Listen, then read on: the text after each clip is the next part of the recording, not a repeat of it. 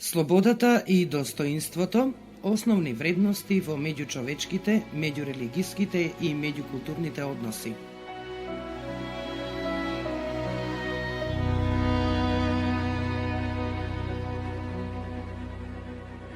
Специјална емисија на Македонското радио, Радио Скопје, посветена на Третата светска конференција за меѓурелигиски и меѓуцивилизацијски диалог, одржана од 10 до 12 мај 2013 година во Скопје.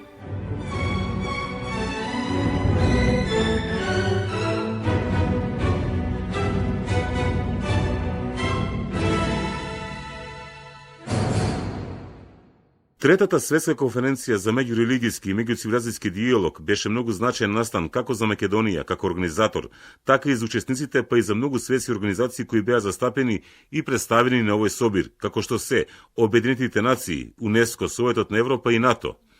Без разлика што не беше во Охрид, тој охридски дух веќе традиционално се врзува за Македонија како земја која покренува иницијативи за мир, безбедност, слобода и достоинство, така што Скопската конференција апсолутно успеа да ги исполни целите кои ги имаше пред себе и кои практично беа зададени со декларацијата на претходната втора конференција.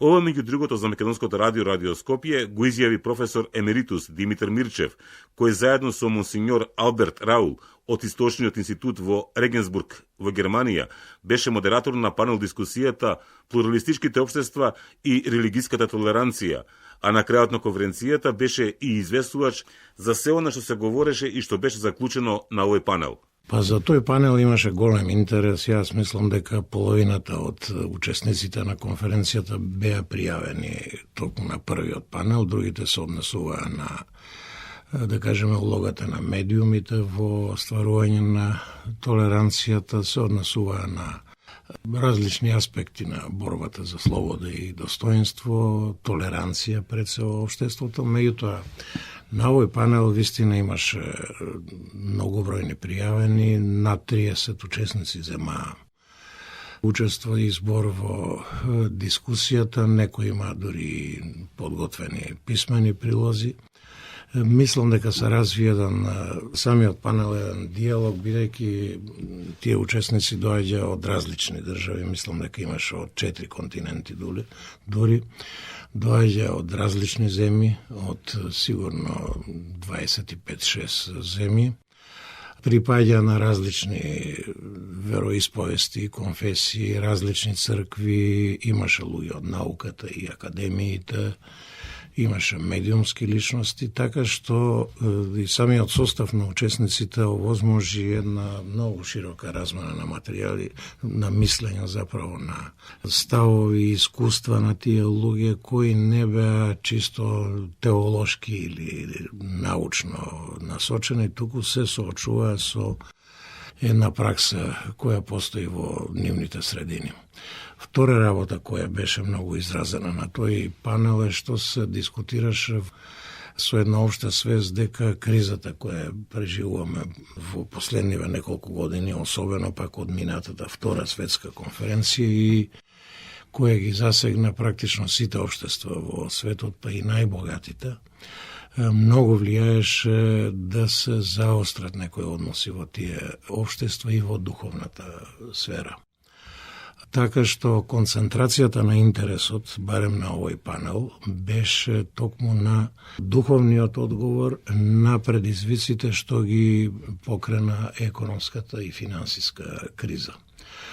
Значи, констатирано е, практично беше општа констатација тоа, дека таа криза неповолно влијае и на духовните состојби, создава во тие земји, создава и раѓа еден екстремизам, една нетолеранција, предрасуди меѓу социјалните групи и прашањето што беше поставувано многу често беше прво како да реагираат религиските и културните заедници на тие предизвици и второ, на кој начин може да се избегнат негативните импликации на кризата за да се одржи еден толерантен дух на, да кажеме, почит, меѓусебна почит меѓу социјалните групи, верските, културните, јазичките и слично, и беа дадени многу добри препораки во таа смисла. Вистина се водеше диалог не непосреден, не полемика, меѓутоа се одговараше на една редица прашања кои ги засега сите нив. Така што имаше учесници од арапскиот свет и од исламската заедница, имаше од православните земји и цркви, имаше, се разбира, од католичките, па и од азиските поголеми цркви. Мене лично ми падна во очи што многу академски институции, да кажем исламски универзитети, католички универзитети од Соединетите држави, да кажем од Германија, од Франција, настапија со многу интересни предлози, констатирајќи дека во кризата екстремизмот вистина се развива и влијае неповолно и на односите меѓу црквите. Сега околу односите меѓу црквите, една констатација беше дека не се работи само за диалог меѓу, да кажеме, лидерите и водствата на тие цркви, кои колку толку функционира, па функционира и кај нас во Македонија со тој комитет за диалог за мир што го имаме. Меѓутоа, очигледно е дека не се работи за тоа ниво на разбирање само на водствата на црквите, туку за масите на верници, па и симпатизери врз кои овие настани, криза и така натаму влијае. И тука се дојде до една констатација дека низ процесот на социализација во кој мораат сите да учествуваат, сите цркви, меѓутоа и образовни установи, семејства, државни органи, невладени организации и слично, треба да дојде до една синергија која тој екстремизам ќе го практично ублажи, ако не и поништи. Не верувам дека може да се поништи, меѓутоа може во секој случај да се ублажи и една позитивна енергија да се развие во насока на надвладување на причините за кризата. Всушност, општа констатација беше дека причините за кризата треба радикално да се отстранат, за да се дојде и до меѓусебна толеранција, разбирање, почит и слично. Мислам тука на неурамнотежениот развој во светот, па и во поодделни земји, бидејќи тој неравномерен развиток, тие големи gapovi и јазови во богатството, во стапките на развој, вработеност, невработеност, извоз, увоз, брутопродукт и слично, вистина создаваат неповолни ситуации во сите земји, па и во побогатите, и доаѓа до такви изрази на екстремизам. Беше речено, и јас за тоа ја известив пленарната седница на конференцијата, дека и слободата, и достоинството, и човековите права не може да се очекува да бидат унапредувани, заштитувани, остварувани, доколку еден комплекс на духовни сили на општеството не се грижи за тоа, затоа што самите држави не можат да ги остварат, па дури и оние основни права, слободи, достоинство кои се гарантирани со уставите. Тоа значи дека силни духовни влијанија мора да се покренат за тие права на човекот, па и достоинството да се остваруваат. Тоа беше поентата на таа дискусија на панелот.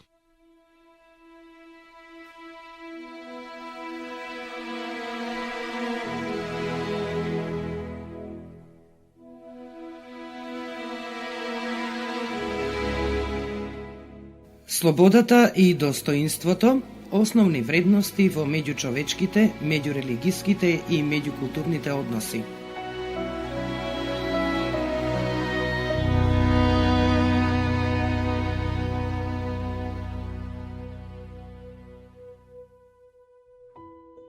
Конференцијата го афирмира диалогот како основен начин на комуникација, без кој не можат да постојат заедништвото и разбирањето меѓу религиите, но и меѓу различните идентитети и групи во нашите општества.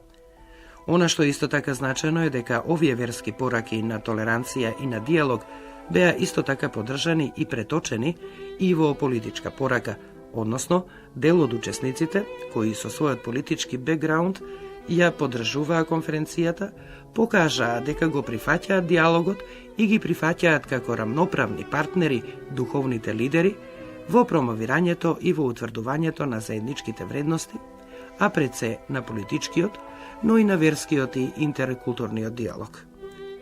Ова, меѓу другото, за Македонското радио, Радио Скопје, го истакна универзитетскиот професор од Скопје Лидија Георгиева, која заедно со Алберто Коатручи од Италија беше модератор на панел сесијата "Да се живее заедно со почит кон различностите", нагласувајќи дека според неа тоа беше една од најголемите придобивки на оваа конференција.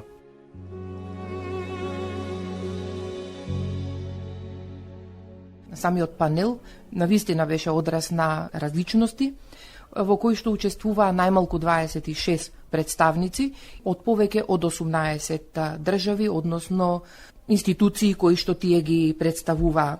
Значи, навистина беше голем предизвик да се вклопат, односно да се препознаат заедничките пораки од сите овие дискусии, но секако тоа е факт дека клучните пораки беа пренесени на различни јазици, а она што ние го препознавме е дека тоа беа јазиците кои што го греат срцето, односно мајчините јазици на овие представници, но пораките сепак стасаа до сите, што значи дека интеркултурната различност не представуваше пречка за да се прифатат и за да се разберат пораките кои што беа донесени.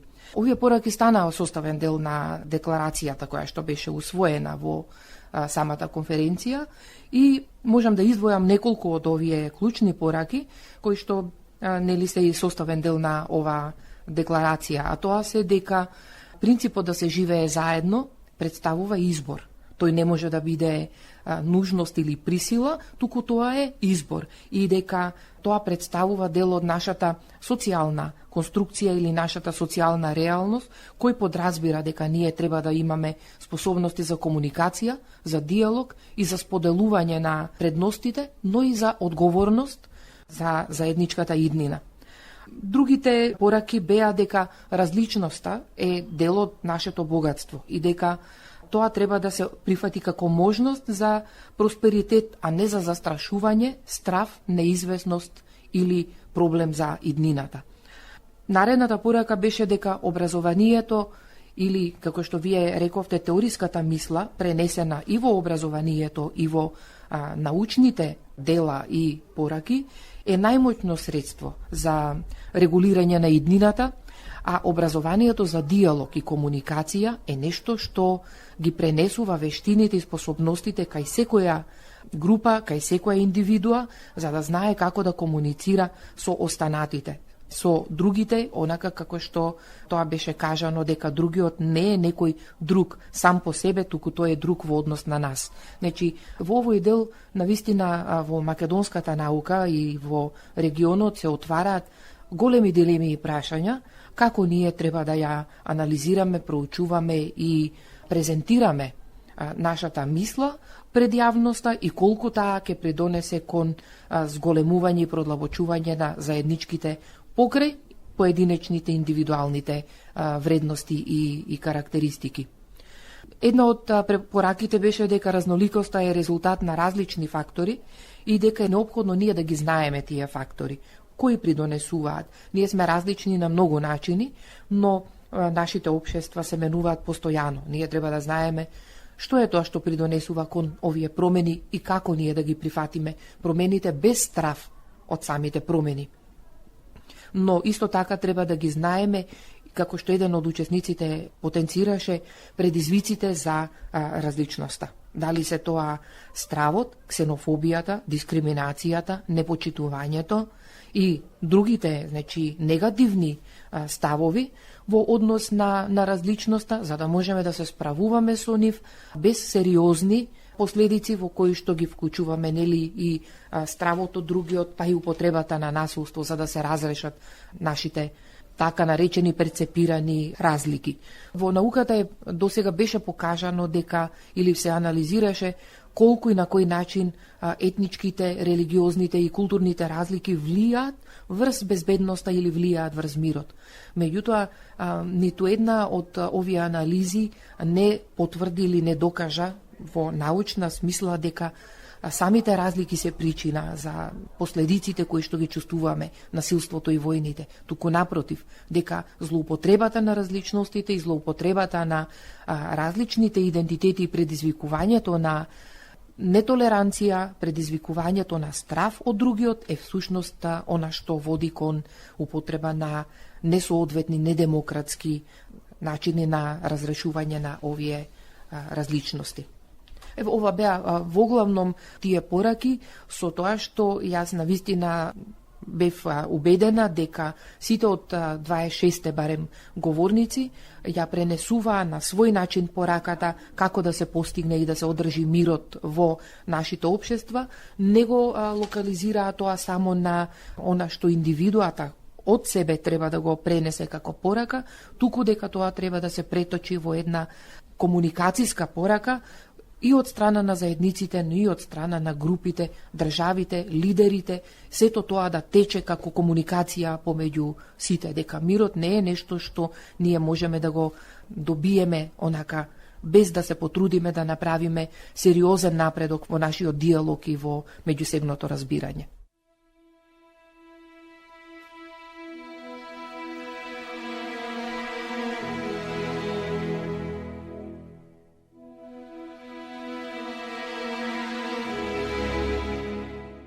Слободата и достоинството, основни вредности во меѓучовечките, меѓурелигиските и меѓукултурните односи.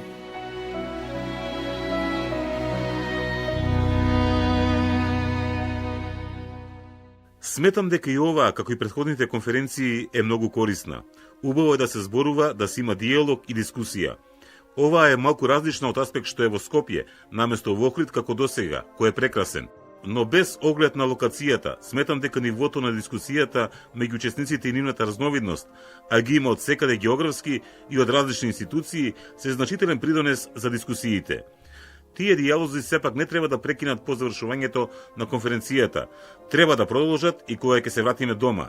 Истакна за Македонското радио Радио Скопје почесниот конзул на Република Македонија во Американската сојузна држава Аризона, Джейсон Мико, познат американски продуцент, кој пред неколку години го продуцираше познатиот документарен филм Името име, посветен на Македонија.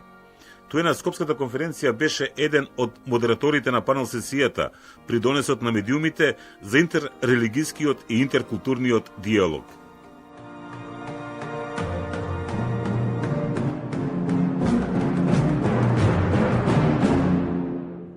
We had about 10 speakers, we had about 35 participants. Имавме 10 говорници и околу 35 учесници и сметам дека најдобрата работа е што ги слушнавме сите 10 панелисти и потоа го започнавме диалогот. Проблемот кај ваквите конференции е што кога има премногу говорници, сите зборуваат и на крајот нема време за дискусии и диалог. Тоа е причината поради која сме тука. Диалогот е двонасочна, а не еднонасочна улица. Имавме многу здрава дискусија по панелистите.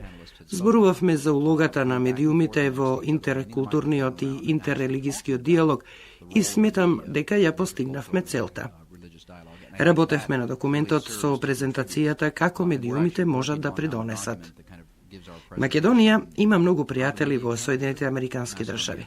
Секој американец кој посетувал неделно училиште во црква и ја отворил Библијата, знае за Македонија и македонците преку Новиот Завет.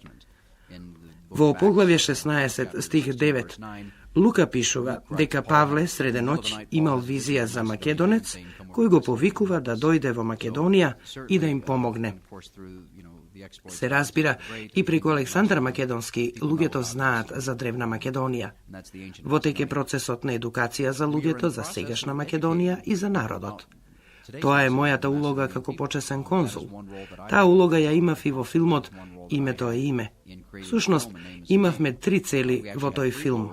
Прво, да ги охрабриме македонците. Второ, да ги едуцираме немакедонците. И секако, да ги забавиме двете страни. Мислам дека успеавме во тоа. Македонија има многу пријатели во Америка и сите имаат своја улога. Амбасадорот Јолевски извонредно си ја врши работата. Метоколовски од обединетата македонска диаспора, исто така етничките македонци кои во Америка си го создадоа својот дом и пријатели на Македонија, како што сум јас. Сите ние сме амбасадори на Македонија и сите правиме се што можеме да ја промовираме и да успееме американците да станат свесни за убавината, пријателството и гостопринството на Македонија и македонскиот народ.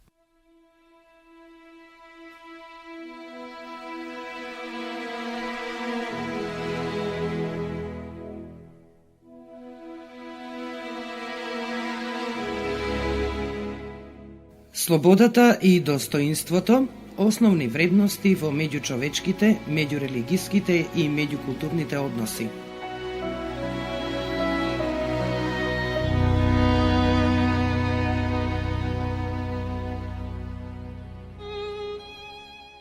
Република Македонија како микрокосмос на религиска, на граѓанска и на јазична различност може и мора да игра многу голема улога во напорите, диалогот и почитта на едните кон другите да станат вистинска практика во нашите современи општества, изјави за Македонското радио, Радио Скопје, Мухамед Месич, кој беше модератор на форумот за млади, кој под мотото "Улогата на религиите во градењето на толерантна младина" беше одржан во рамките на Скопската меѓурелигиска и меѓуцивилизацијска конференција. Според овој млад човек од Босна и Херцеговина, кого го нарекуваат вистински јазички гении, бидејќи на само 29 години зборува дури 73 јазици, токму диалогот и почитта на едните кон другите е база за иднината на човештвото. Моја оценка е дека имаме еден многу интересен форум, специјално поради тоа што како говорник на форумот кој имавме и председател на Република Македонија, неговата екселенција доктор Ѓорѓе Иванов, збораме за многу интересни прашања на толеранцијата и бидејќи да толеранцијата можда не е адекватен збор, зборавме за почит кон другите, за соживот. И мислим дека оно што е принципијален аутпут, што е принципијален резултат на младинскиот форум на денешна конференција е тоа дека кажавме да многу интересно да збораме за теорија, да теориски рамките веќе ги имаме, ама да треба да се прашаме како во пракса да имаме реалистични резултати на наша работа, на наше очекување, како да диалог стана вистинска пракса на сите наши општества. И мислим дека Република Македонија како микрокосмос на религиска, на граѓанска, на јазична различитоста, како Република Македонија во тоа процес може да и мора да игра многу голема улога. Третата светска конференција за меѓурелигиски и меѓуцивилизацијски диалог е само еден дел на еден големиот процес кој се случува во Македонија веќе 10 години на идеја на поранешниот председател на Република Македонија, господин Борис Трајковски, и мислам дека е многу важно да во ова земја и на овите простори имаме оваква шанса за еден оваков диалог.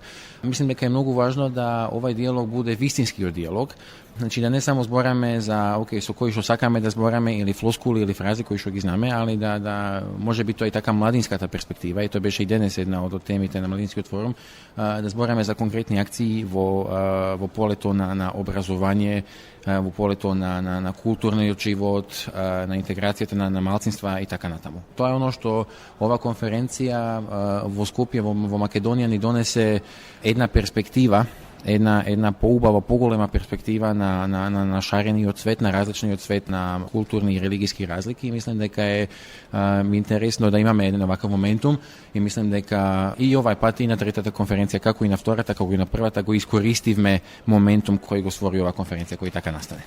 Оно што се случува со оваква конференција е да настана еден вистински еден форум во кој што може да се почне диалог. Значи оваа конференција дае еден форум, едно место на кое се среќаат представниците на различни религиски заедници и кои разговараат, зборуваат едни со другите и така натаму, але диалог не е само процес на 2 дена. Не е вистинското суштество на диалог, да имаме диалог, да зборуваме само 2 дена во 3 години. Суштеството на диалог е да го имаме секој ден, да зборуваме целата година и да во процеси на диалог ги интегрираме сите. Значи не само да ги интегрираме само представниците на религиски заедници, него да го интегрираме општество како општество. Религија е еден многу важен дел на општеството, ама е дел на општество. Значи не е цело, и мислим дека мора да имаме тако малку повеќе kažemo ono što se vika sintetički pristup kon dijalog, znači da imamo jedan generalen, voopšten dijalog na celo to opštество i така да се развиваме кон еднината. Бидејќи во Македонија имаме една голем и вистински верски мозаик, да можеме тоа првенствено во Македонија да претвориме во стварност.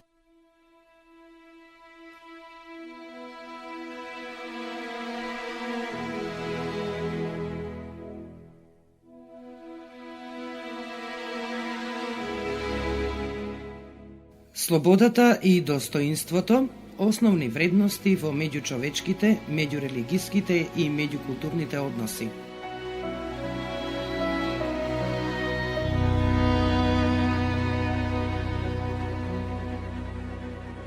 Специјална емисија на Македонското радио, Радио Скопје, посветена на Третата светска конференција за меѓурелигиски и меѓуцивилизацијски диалог, одржана од 10 до 12 мај 2013 година во Скопје.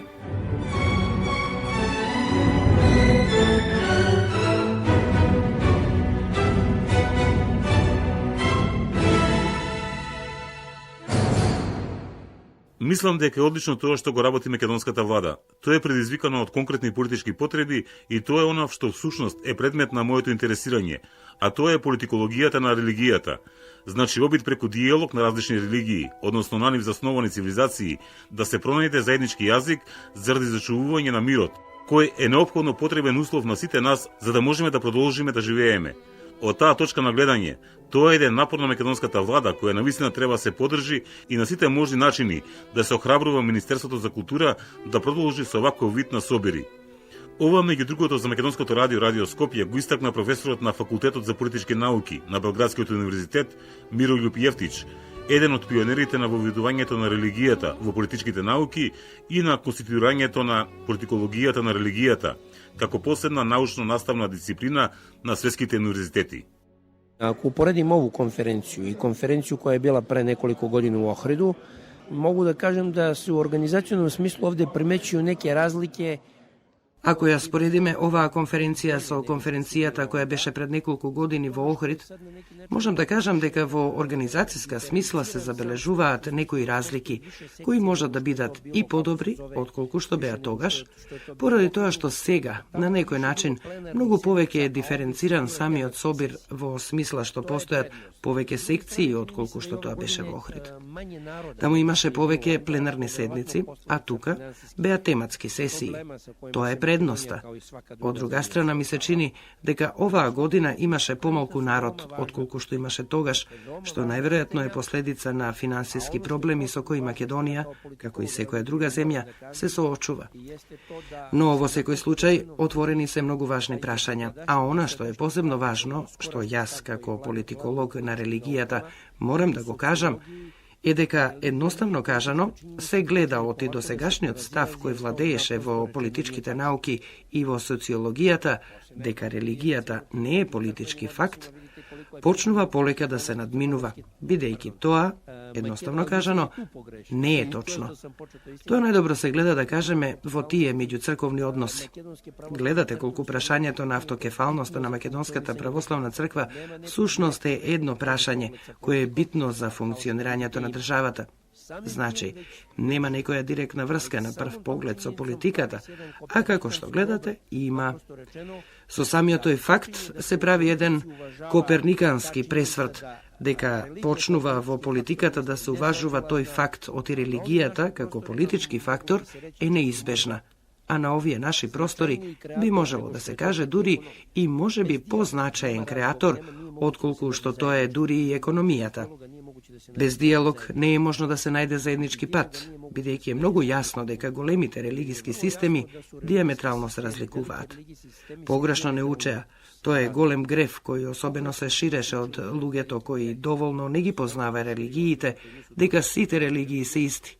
Религиите во својата догматска смисла не само што не се исти, туку тотално се разликуваат и единствено што ги поврзува е фактот дека веруваат монострано.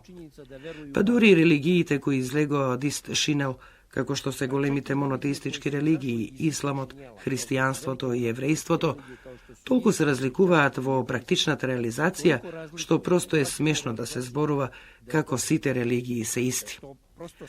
А како сите религии се тоталитарни погледи на светот, во најпозитивна смисла на тој збор, тоталитарни, затоа што едноставно кажано искажуваат потреба да укажат дека само тие имаат вистински одговор на најважните екзистенцијални прашања кои луѓето пред себе ги поставуваат, тогаш е сосема нормално што во таа смисла постои многу голем простор да дојде до конфликти меѓу таквите опции.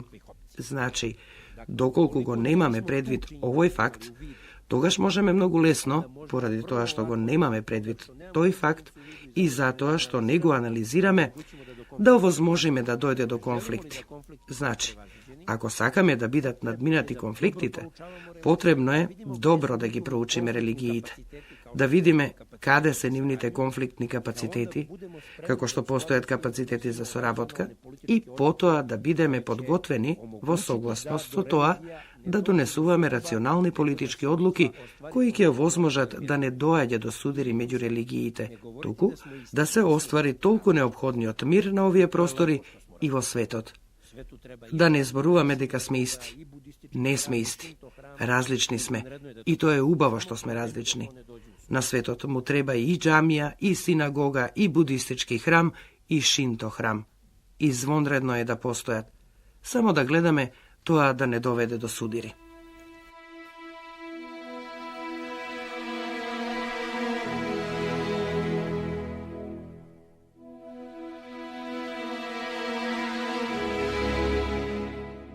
Слободата и достоинството – основни вредности во меѓучовечките, меѓурелигиските и меѓукултурните односи.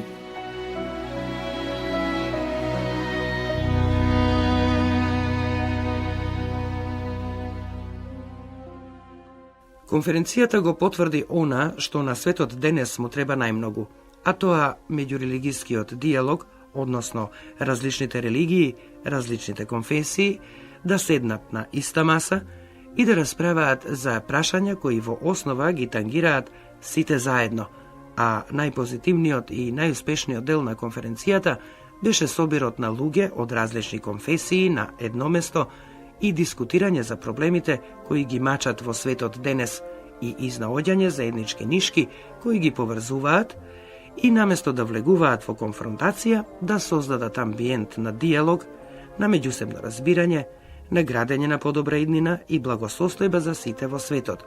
Ова, меѓу другото, за Македонското радио Радио Скопје го изјави универзитетскиот професор од Скопје Звонимир Јанкуловски, кој на конференцијата имаше излагање на тема човековите права и религијата, патот на диалогот, во кој рече дека религијата игра значајна улога во модерното движење за човекови права од неговите почетоци и дека таа најдобро се развива кога се почитуваат човековите права и обратно.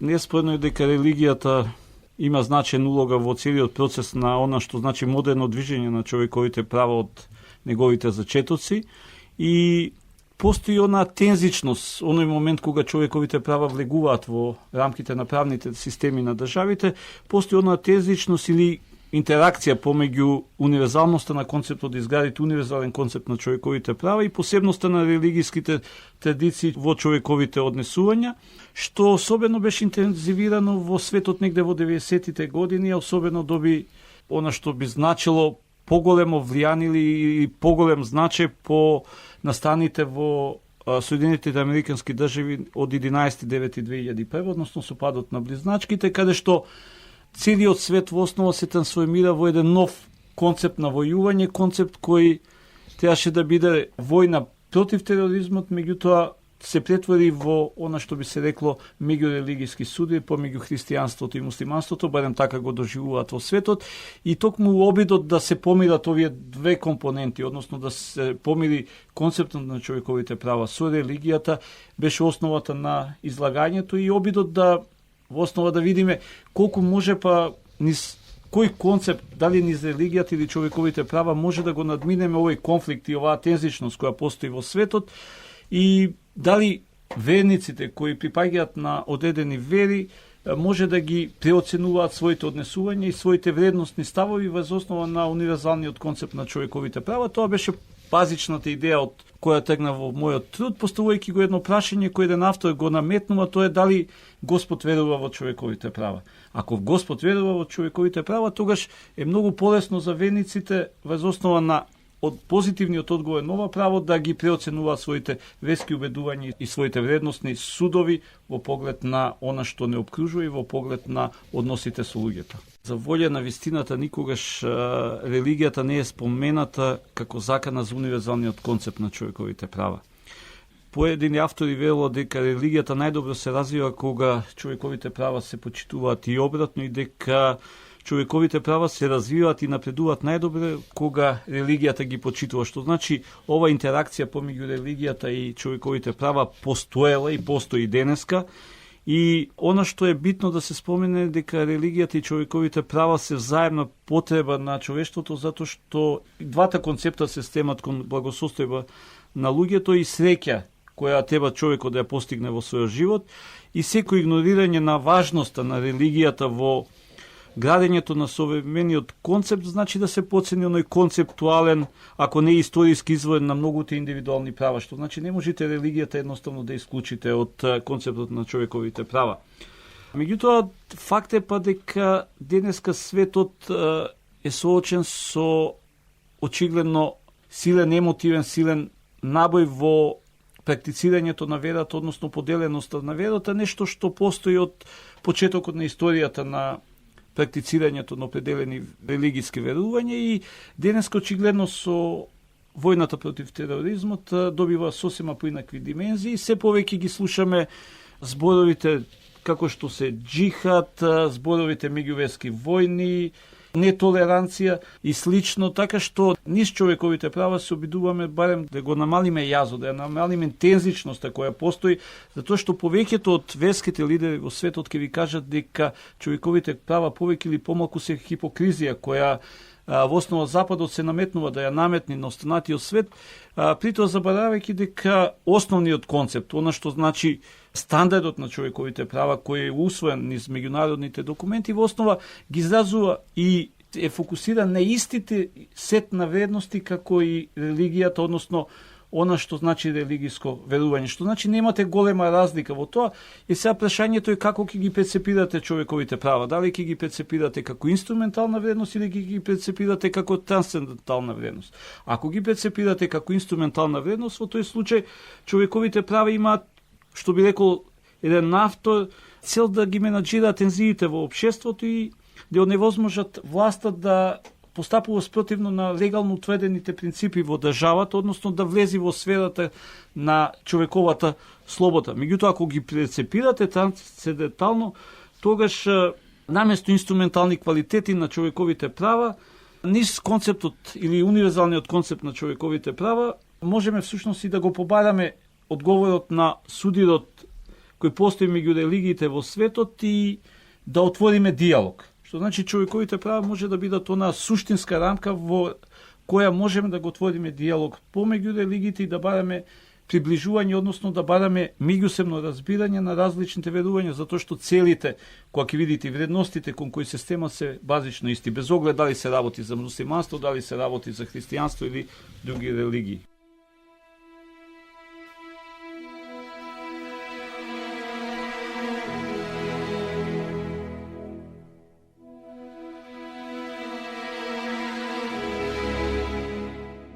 Слободата и достоинството, основни вредности во меѓучовечките, меѓурелигиските и меѓукултурните односи.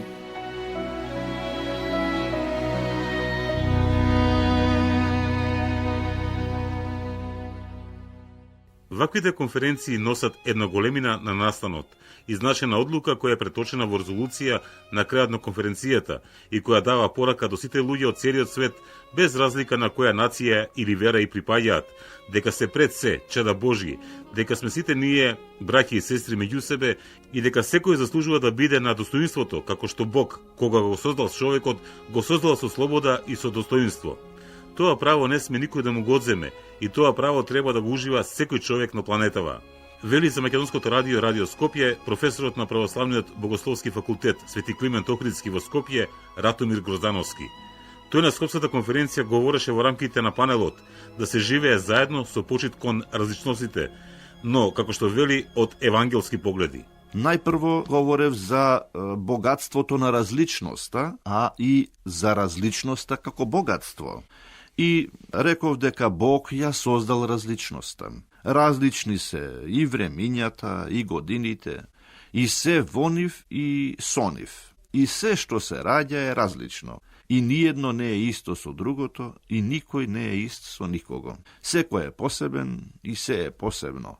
Богосоздадено, оти Божјото создание не престанува, Божјото создавање трае во секое раѓање. Во што е тогаш различноста? Па во се. Погледнете само наоколу и секаде и кај секого ќе забележите различност. Различни се луѓето, различна е личноста од личност, различен е секој од секого. Нема исти дури и во најблиските. Ние сме различни сепак само ако има и друг. Не сме различни ако сме сами во светот, само ние без другите. Стануваме различни кога ќе се споредиме со другите.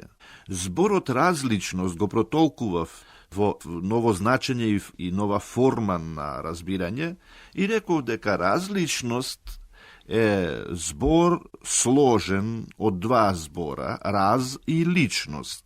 Зборовното толкување би значело дека тоа искажува нешто што е меѓу личноста, односно покажува нешто што постои меѓу една и друга личност. Различноста прави споредбеност на личноста со друга личност, меѓуличносно. Нешто што е меѓу личноста и што одвојува од другите прави разлика, тоа е различноста. Раз плюс лика, значи видено меѓу два лика, како што значи растојание, простор меѓу едно и друго стоење. Така овдека различноста значи различност меѓу личностите. Но кој е различниот? Обично ние сакаме да речеме тој е различниот, тие, другите се различни. Другиот е поинаков, тој е поинаквиот. Не е тој. Туку јас сум различниот, поинаквиот, другиот. Да почнеме да мислиме прво дека ние сме поинакви и различни и да се обидеме да бидеме какви што треба да бидеме, а не различни. Да не мислиме секогаш дека другиот е различен. Јас сум поинаквиот, јас треба прво да се запознаам со мојата различност, да се видам себе си и да се огледам во огледалото на другиот. Различноста е огледало во која се гледа личноста. Ако така приоѓаме и ако од себе поаѓаме, тогаш поинаку ќе се однесуваме кон различноста и кон различниот, оти јас сум различниот за него. И да почнеме со прашањето кон себе. Што треба јас да направам кога сум различен од другиот? Или што правам јас како различен од другиот? Придонесувам ли за доброто на двајцата што сме различни? Или не? Го подобрувам ли заедништвото или го влошувам? Се доближувам или се оддалечувам од различниот? Помагам или одмагам во тоа? Различноста е потребна.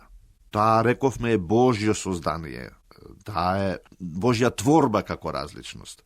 Затоа што преку различноста да ги покажува и ги разликуваме убавото од неубавото, личното од грдото, светлото од темното, вистинското од лажното, дури и доброто од злото. Тоа е различноста.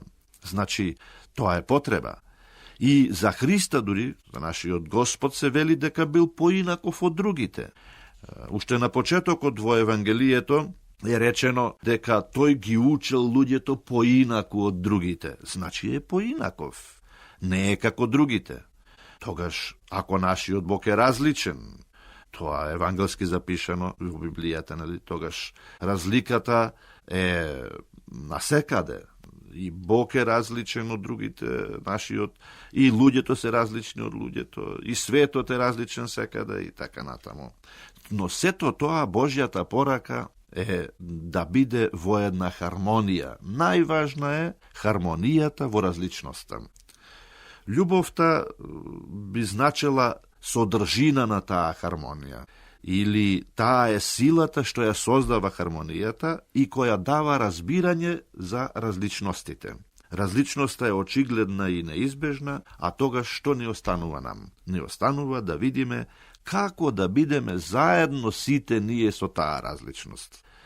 Различноста, ако не раздвојува, што е тоа што не спојува? Љубовта. Љубовта е разбирање на различностите. Бог е љубов, се вели во Евангелието, а Божјата заповед е заповед за љубовта. Едната и првата најважна заповед е да се сака Бог, значи да имаме љубов кон Бога, а втората да го сакаме ближниот, а ближен е секој човек. А како треба тоа да го правиме ние? Господ тоа ни го кажал во една најјасна парабола за милостивиот самаријанин. Нема подобар пример од тоа. Тоа е љубов на дело. Така се сакаат луѓето и вистински си помагаат. Оној што му помогнал на страдалникот на патот е неговиот ближен, иако тој не е бил човек од истиот народ, ниту бил човек со иста вера од него. Тоа значи дека секој човек е нашиот ближен и кон секого треба да се однесуваме со љубов и со добро. А Христос на крајот од параболата, кога го кажал тој пример, и на сите им рекол, оди и ти прави така. Ова упатување е кон сите, па и кон нас. Какво да биде тогаш нашето однесување кон другите, е кажано многу јасно и едноставно во двете заповеди сакај го Бога и сакај го ближниот, и тоа во втората вели сакај го ближниот како себе си. Никој не треба никого да го учи како треба да се сака себе си. А никој не може да рече дека не знае како треба да се сака себе си. Е токму така, како што се сакаш себе си, како што знаеш како треба да се сакаш ти, така сакај го и другиот, сакај го и својот ближен. Сакај го како што се сакаш себе си, многу јасно. Таква љубов Бог бара од нас.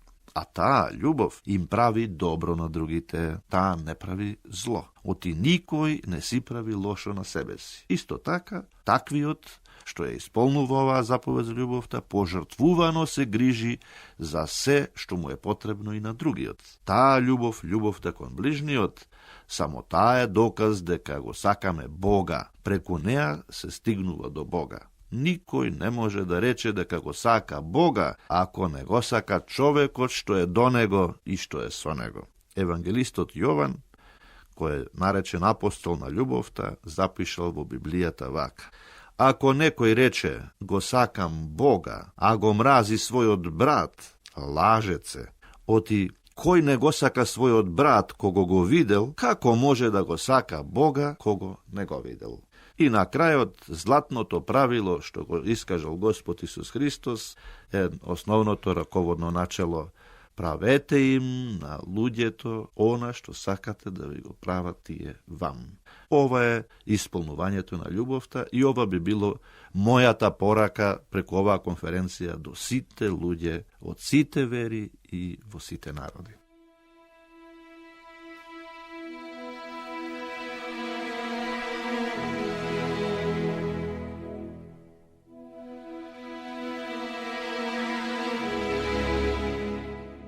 Слободата и достоинството, основни вредности во меѓучовечките, меѓурелигиските и меѓукултурните односи.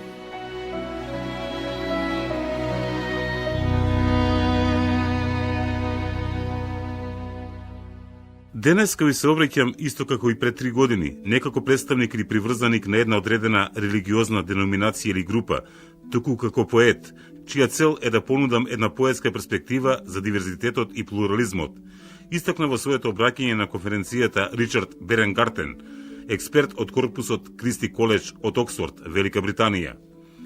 Доколку сакате, рече тој, да го разберете и да го почитувате диверзитетот, започнете со гледање на цвеќињата и сторете го тоа со окото на поетот. Since the 1940s, a gradual, powerful, unstoppable, universalist tendency Од 40-тите години на минатиот век до сега се одвива постепена, моќна, незапирлива, универзална тенденција меѓу поетите.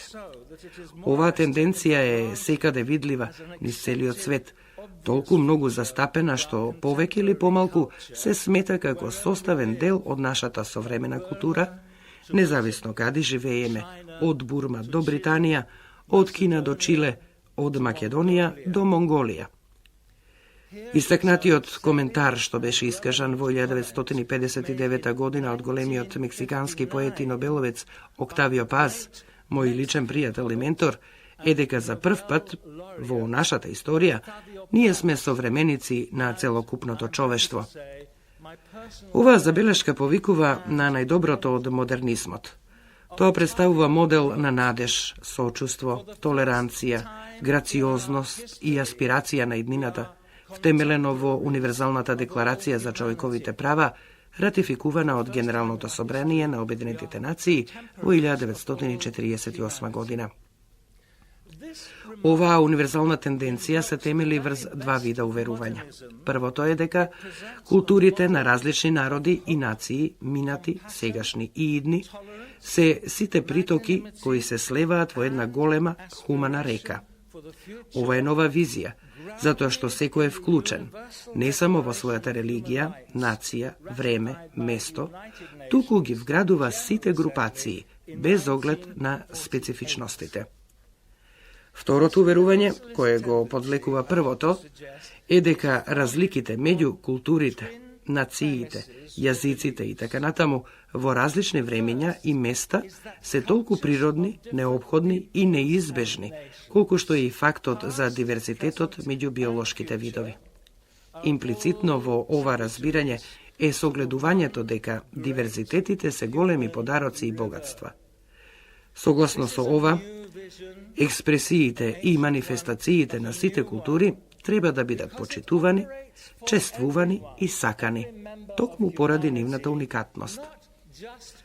Во овој контекст, идеите и практиките на двајца англиски големи пионерски визионери нудат темели за нашата неопходна љубов и почит за диверзитетот, за уникатноста, за она што нам ни е дадено и она што им е дадено на другите.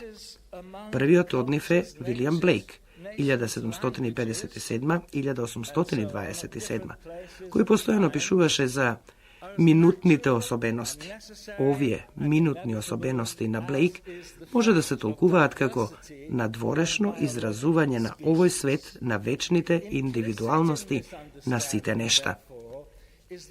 Вториот поет е језуитскиот свештеник Джерард Менли Хопкинс, 1844-1889, чија студија за средновековниот филозоф и теолог Данс Скотус и неговото поимање на ништожноста го наведе да размислува за индивидуалниот уникатен квалитет на нештата и нивната величественост.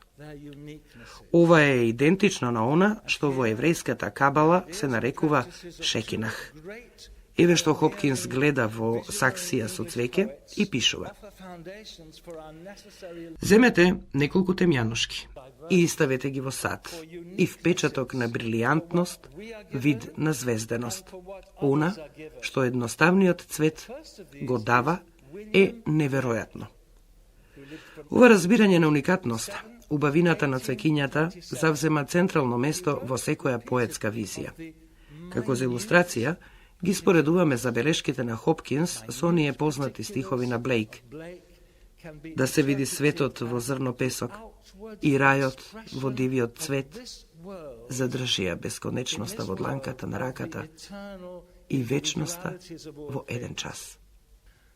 Кога размислуваме за мноштвото во контекст на неопходната толеранција и универзалност, тогаш препорачувам дека она што е потребно пред се е чувствителноста на окото на поетот, која ја комбинира свесноста за она што античките грчки филозофи го нарекувале то ен и то пан, неделивоста и сеопфатноста на заедничкото и славата и величественоста на различноста. Затоа, како поет го велам следново: доколку сакате да го разберете и да го почитувате диверзитетот, Започнете со гледање на цвекињата и сторете го тоа со окото на поетот.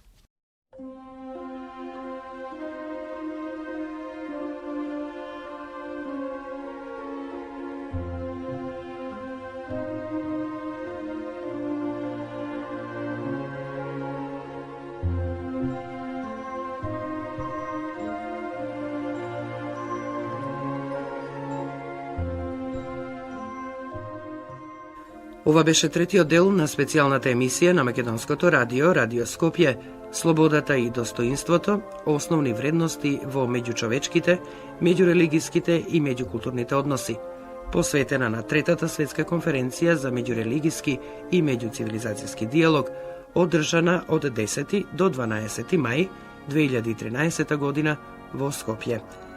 Аудио дизајн Бесим Кека. Автори на емисијата Свето Стаменов и Искра Чоловиќ.